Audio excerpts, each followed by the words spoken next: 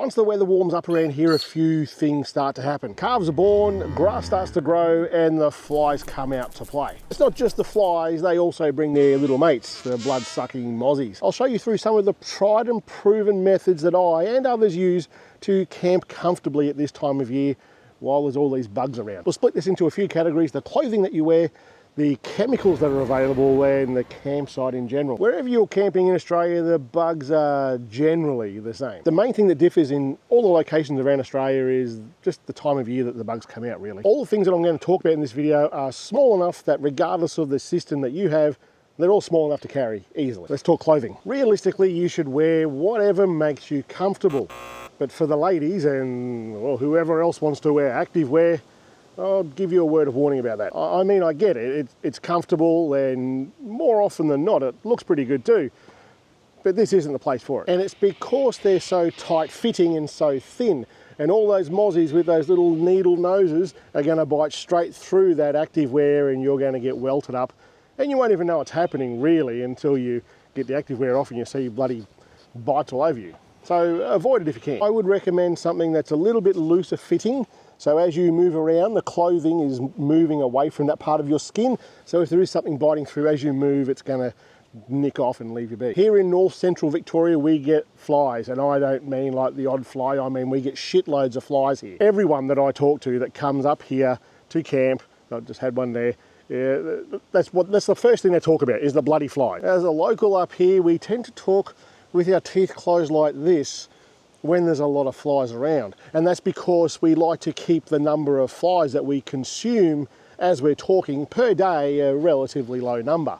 It's not 100% avoidable, we do swallow quite a few. Because of that, some people up here wear a fly mask. So Sarah, when she goes riding her horse, she puts a fly mask on, keeps the flies out of her eyes, the ears, the mouth as she's riding the horses. And look, if you can deal with wearing one of those bloody things over your head all the time, good on you, go for it. But for me, I just hate the damn things, I can't wear them. The final thing I want to talk about with clothing is permethrin. It's a chemical that you buy from camping stores that you wash your clothing in. You can do your awnings, your swags, your tents, all those sorts of things, you can wash them in this chemical. It's a chemical that affects the nervous system of most insects. It paralyzes them and they eventually die. There are a few products on the market that have this in there, and you can buy them readily online or in many camping stores. But be warned, if you do have sensitive skin, avoid this stuff like the plague. It's going to irritate the shit out of you. If you don't have sensitive skin, hats off to you, go for it, it's going to be just fine. With that in mind, if you have someone in your family that has sensitive skin and you have this stuff on your clothes, don't wash your clothes together. They will hate you. All right, what about chemicals? Should we call it chemicals? We probably should call it repellents. There are heaps of them on the market, but there are a few that people tend to go for. What I find is that someone gets one thing and that's it. That's the best thing forever and ever and ever, and they'll never try anything else. And you may well be someone like that. One of those chemicals is DEET, and here in Australia there's quite a few different brands that have it. I reckon the most commonly known one is the Bushman stuff. Loads of people use Bushmans. Every time I get together with someone else and there's flies or mozzies around, Bushmans comes out of everywhere. And you know Bushmans, you know the smell, the taste, the feeling, you know how much it stings your eyes, because that's just the way it is. It's an effective chemical repellent, but it's also pretty fucking horrible. I would say it was definitely my go-to for many years. And I ended up going away from it mainly because of how it made me feel. It's because you're using this stuff in the summer, you've already got a little bit of sweat going on, and you spray this stuff all over you. At night, you try and go to bed, and you just feel gross. And you know what I'm talking about if you use Bushman. Or any other DEET type product. It tastes the same, it smells the same, and it stings your eyes just the same. But if you cannot help it and you must use this product, I would avoid spraying it all over your face like I used to. Spray some into your hand, rub your hands together, and then wipe it onto your face. Trust me, it's going to keep it out of your eyes for the most part. You're not going to lick it, so you're not going to taste it. But the feeling of it on your skin is going to be the same. Also with DEET products, some products will talk about it's 40% or 50% or 60%. None of that matters. DEET is only effective up to 30%. And after 30%, it's not going to make it stronger. So if you've got bugs that are bothering you and you're going to go for a bigger percentage DEET, it's not going to make any difference. All the larger percentages mean on these products is that it lasts longer. That's all. It doesn't make it any more effective, it's just there for longer. Now, I was using DEET for years. I was using Bushman's for years and years and years. And it's a good product, it works really well.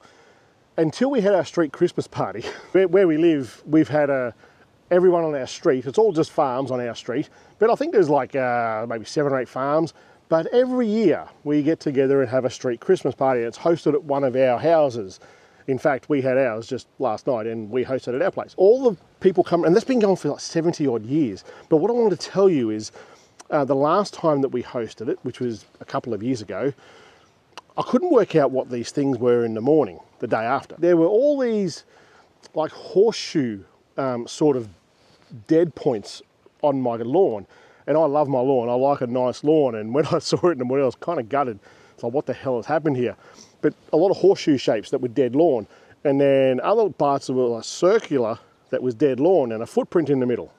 You see where I'm going with this? It was Bushman's, because I was using it, everyone was using it. I had it all around the tables and everything for people to use because it's just that time of year when we have the Christmas party, you get bugs, mozzies, flies, and people were spraying their feet, killing my lawn. And I went, well, if this is killing my lawn, I probably don't want to put this stuff on my face. So I found another product. The product that I use now is a product called Nature's Botanical.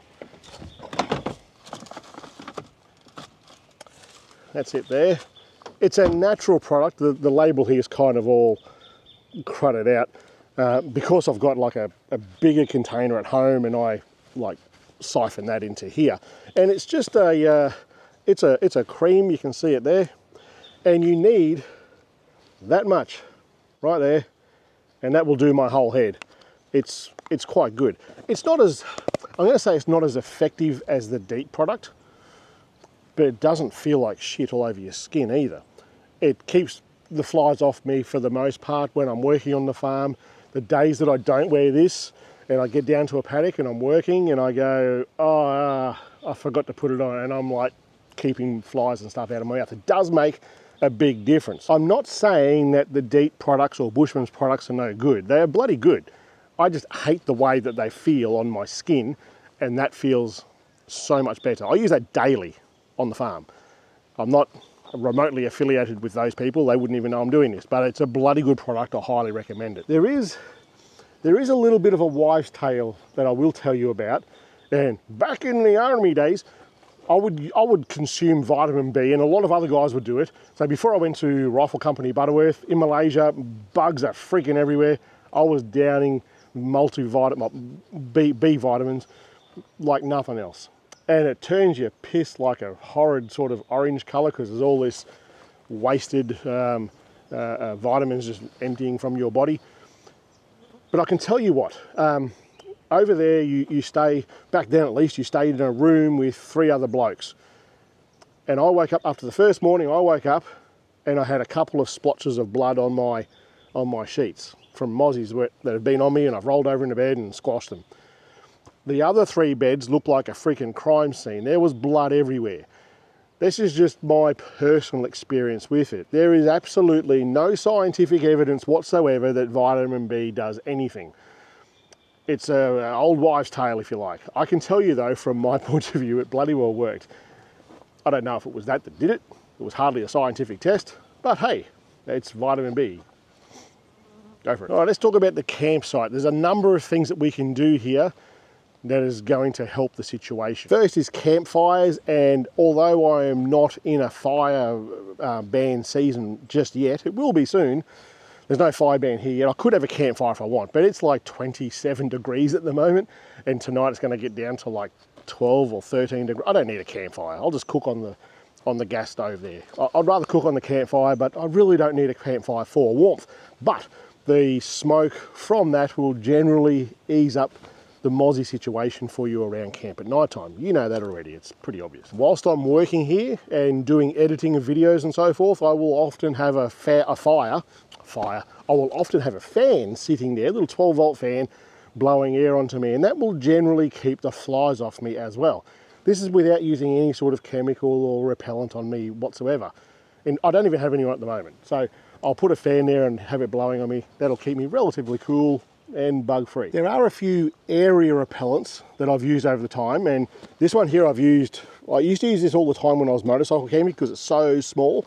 And generally speaking, it was used only in the tent when I was sleeping in the tent.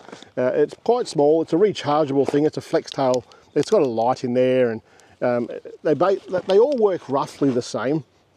It's got these little pads in here, you would have seen them. Get it out of there. That's the old ones in there. You see what I'm talking about there? These little pads, they heat up, they release a chemical, and it keeps an area around you reasonably free of bugs. I don't use this one anymore because for a larger area, I can't remember the detail, I can't remember the specs of how much this was meant to do. It does a small area. It doesn't do quite as well as I thought it would in this sort of environment. You use now though, you would have seen this as well, is the Thermacell.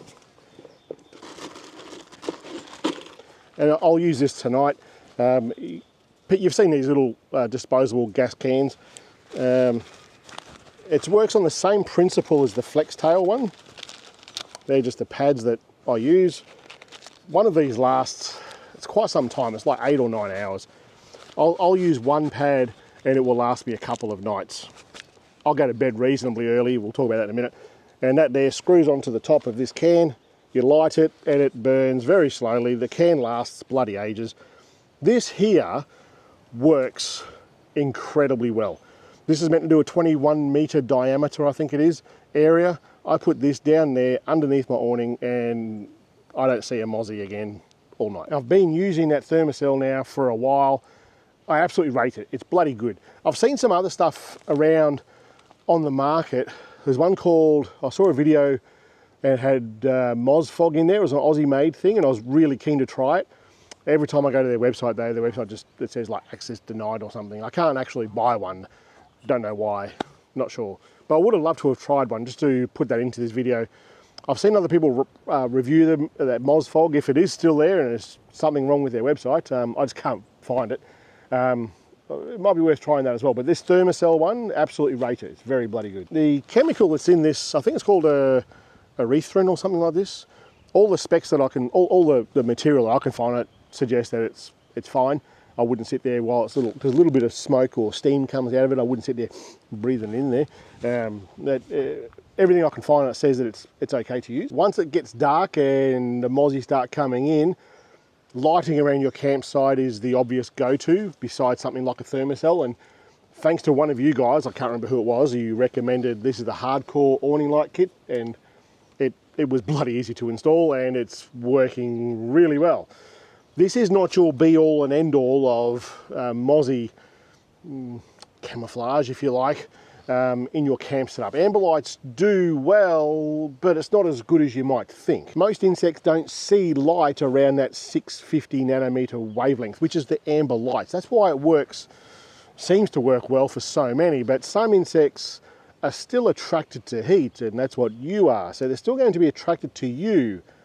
But there is a way that I get around that. You may have seen me review this light a while ago. It's a Novsight. Novsight? Yeah, Novsight. This will do amber light, white light, etc. What I do, I turn the amber lights on here, I turn the white light on here, and this sucker sits about 30 meters over there, away from the campsite. So all the insects are heading over to this, and it keeps them away, for the most part, from where you are here. On the buy, this is a bloody good light. I am so impressed with this thing. I did a review, I'll link it wherever. Which brings us to pretty much the end of the day. You've had enough, you've had a fair, you've had a few drinks, and it's time to have a kip.